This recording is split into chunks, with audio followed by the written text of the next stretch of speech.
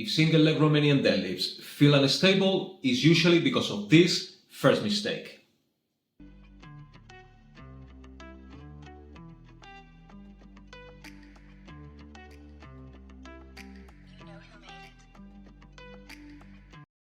When a single leg Romanian deadlift turns into a ridge, the hip stops working and the balance does all the work.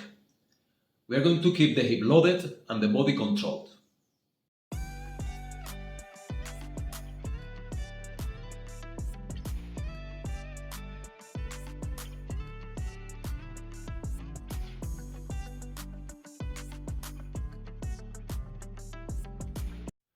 Keep your hips facing the floor and hinge back from the hip. Think of your back leg as a counterbalance, not something you lift.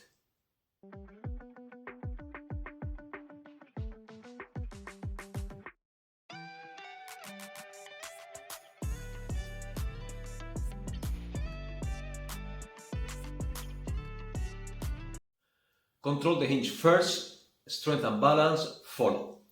Save this and catch the next warrior fix.